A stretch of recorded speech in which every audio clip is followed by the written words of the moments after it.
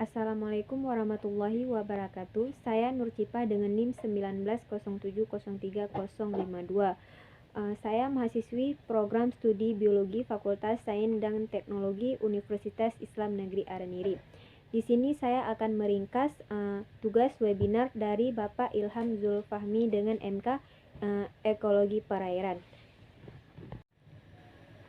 Selain itu, ada juga pengaruh dari pencemaran sisa pestisida dan lain sebagainya, yaitu dari sekian kegiatan di Kalimantan Timur.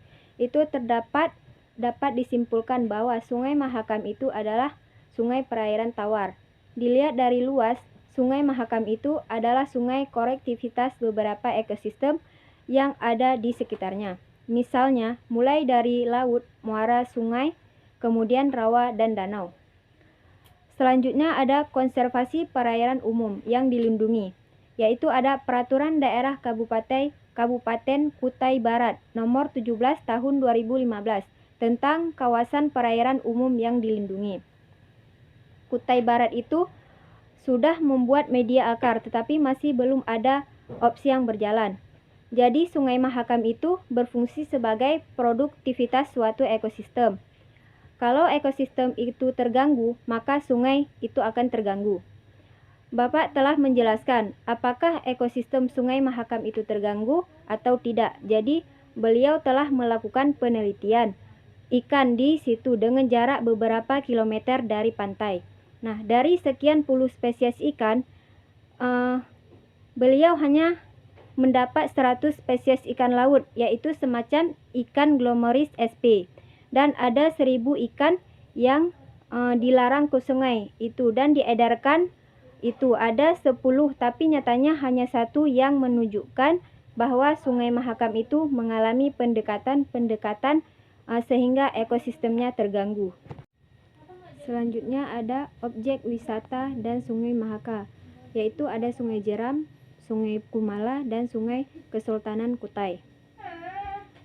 Kesimpulan yang dapat disimpulkan dari penjelasan di atas dalam rangka pengembangan ilmu pengetahuan dan teknologi serta dalam upaya melindungi dan melestarikan SDA hayati Sungai Mahakam, maka perlu dilakukan. Yang pertama itu ada riset biodiversitas Sungai Mahakam, yang kedua ada konservasi perairan, dan yang ketiga ada identifikasi biota akuatik terancam punah. Yang keempat ada upaya pengangkapan spesies baru, dan yang kelima ada pengawasan, yang keenam ada penerapan peraturan perundang-undangan, yang ketujuh ada optimal SDA Sungai Mahakam untuk wisata edukasi.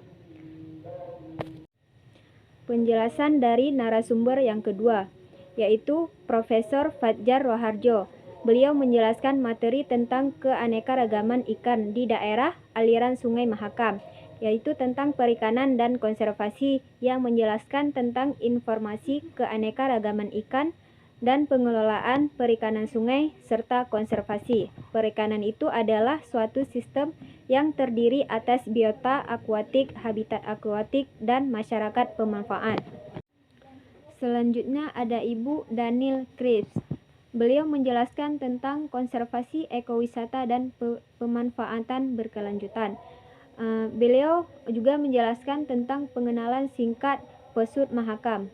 Pesut itu termasuk dari 76 jenis lumba-lumba. Ciri khasnya itu sama. Mereka sangat canggih, dapat menghitung jarak waktu yang dikeluar dan jarak waktu yang diterima. Pesut Mahakam itu adalah lumba-lumba air tawar. Selanjutnya ada narasumber yang ketiga, yaitu Dr. Sri Wahyuni MPP. Beliau menjelaskan tentang konservasi ekowisata dan pemanfaatan berkelanjutan. Dari penjelasan beliau terdapat prinsip-prinsip ekowisata. Yang pertama ada kearifan lokal, yang kedua ada partisipasi dan pemberdayaan masyarakat, dan yang ketiga ada manfaat ekonomi. Sekian dari rangkuman webinar yang telah saya tonton. Lebih dan kurang saya mohon maaf. Assalamualaikum warahmatullahi wabarakatuh.